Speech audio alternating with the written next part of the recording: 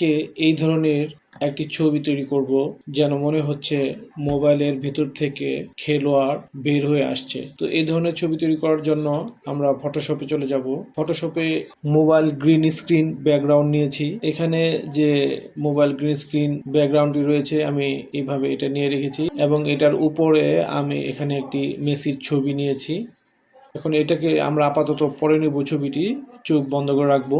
ছবির আমরা কাজ করব এখন মোবাইল গ্রিন স্ক্রিনে। এখানে এই গ্রিন স্ক্রিনটুকু আমাদের সিলেকশন করে নিতে হবে। বিভিন্নভাবে সিলেকশন করা যায়, তো আমরা এখান থেকে কুইক সিলেকশন দিয়ে সহজভাবে সিলেকশনটা করে নিব। তো আমাদের গ্রিন স্ক্রিন সিলেকশন হয়ে গেল। তো এখন আমরা চলে যাব সলিড কালারে এসে আমরা এখান থেকে কালার বেগুনি কালার, লালচে বেগুনি এই ধরনের কালার করব, অথবা অন্য কালার দিলেও হবে। পর ওকে। এখন আমি ছবিটি মোবাইলের উপর নিয়ে এখানে আমরা অপাসিটি আগে কমিয়ে দেখব মোবাইলের ভিতরে কিভাবে কোন অ্যাঙ্গেলে বসালে ছবিটি মোবাইলের ভিতর থেকে বের হয়ে আসছে। ওরকম একটি অ্যাঙ্গেল আমরা অপাসিটি কমিয়ে বুঝে নেব। তো এখানে ছবিটি যদি আমরা একটু ছোট বড় করে দেখে নেব।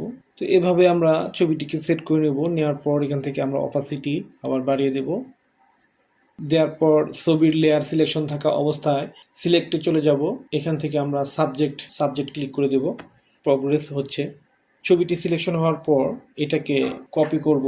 কপি করার জন্য কন্ট্রোল জে, ছবির যে লেয়ারটি রয়েছিল এই লেয়ারে নিচের কালারের সাথে আমরা ক্লিপিং মাস্ক করে দেব। তো আমরা এই লেয়ার সিলেক্ট থাকা অবস্থায় কিবোর্ড থেকে অল্টার প্রেস করে ধরে আমরা মাউসটিকে এখানে এনে এভাবে ক্লিক করে দেব।